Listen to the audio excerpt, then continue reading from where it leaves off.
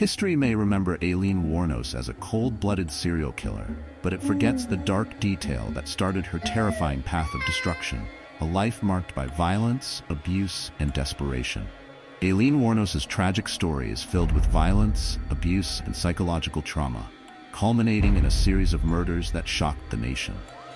Wuornos claimed that her killings were acts of self-defense against men who had raped or attempted to rape her while she was engaged in prostitution.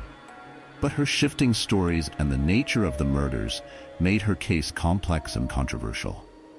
She was convicted of murdering 7 men along Florida highways between 1989 and 1990.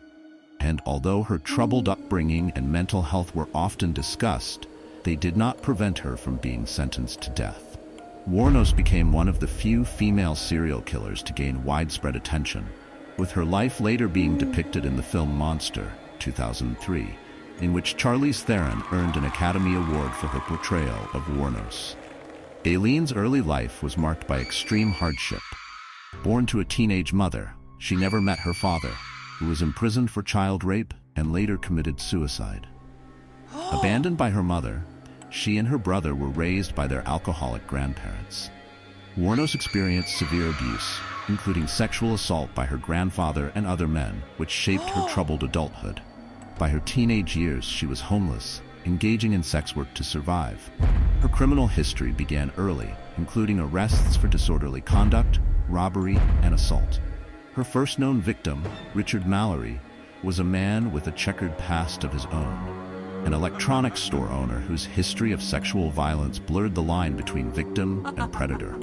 But as Aileen claimed his life on that fateful night in November 1989, shooting him multiple times and leaving his body to rot in the Florida wilderness, it became clear that Mallory wouldn't be the last. Days turned into weeks, and Wuornos struck again.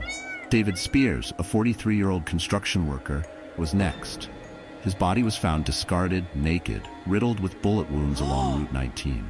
There was no robbery, no motive that made sense, just cold, detached violence. Wuornos later claimed that these men had attacked her first, and that each murder was in self-defense. But as the bodies began to pile up, the justification felt hollow, like an unraveling thread that couldn't quite tie together the gaping hole of horror she had created. The terrifying truth?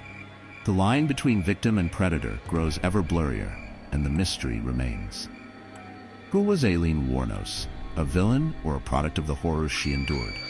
Follow for Part 2, where we dive deeper into the lives of her victims, like Charles Carskadden and Peter Seams.